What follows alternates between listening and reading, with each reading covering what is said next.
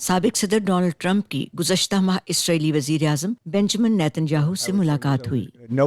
جو میں نے اسرائیل کے لیے کیا وہ کسی اور صدر نے نہیں کیا، اور ہمارے تعلقات ہمیشہ بہت اچھے رہے ہیں۔ ٹرمپ اس سے پہلے سیکیورٹی کی ناکامی کے لیے نیتن پر تنقید کر چکے ہیں، جو ان کے مطابق 7 اکتوبر کے حماس حملے کا باعث بنی۔ جب ٹرمپ اقتدار میں تھے تو ناقابل پیش گوئی ہونا ان کی خارجہ پالیسی کا امتیازی نشان تھا۔ ایک تجزیہ کار نے وائس آف امریکہ کو بتایا کہ یہ بات ریپبلکن پارٹی کے 2024 کے خارجہ پالیسی کے پلیٹ فارم سے عیاں ہے۔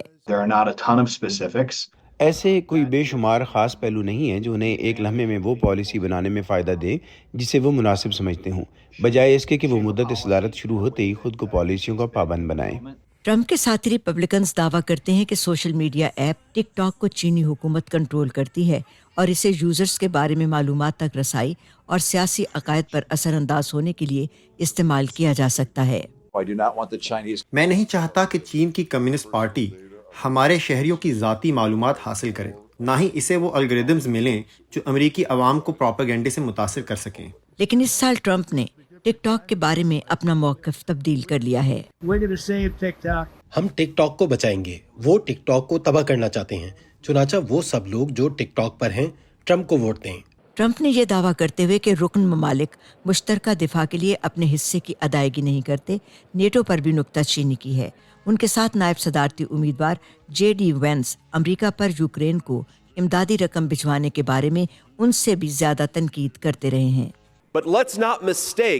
آئیے ہم یوکرین میں میدان جنگ میں موجود فوجیوں کی جرأت کو اس حقیقت سے ملانے کی غلطی نہ کریں کہ ان کی قیادت اور حکومت یورپ میں سب سے زیادہ بدعنوان ہے اور شاید دنیا میں سب سے زیادہ بدعنوان قیادت ہے۔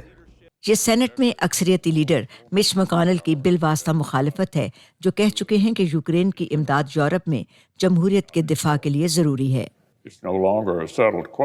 یہ طے شدہ بات نہیں ہے کہ امریکہ جارحیت کا پوری طاقت سے مقابلہ کرے گا یا یہ کہ وہ اپنے اتحادیوں کی 100% مدد کرے گا۔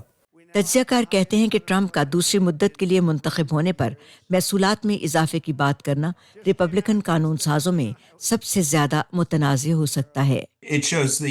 اس سے 2015 کے بعد سے ریپبلکن پارٹی میں تبدیلی ظاہر ہوتی ہے، کیونکہ تاریخی طور پر ریپبلکنز آزادانہ تجارت کے حامی رہے ہیں۔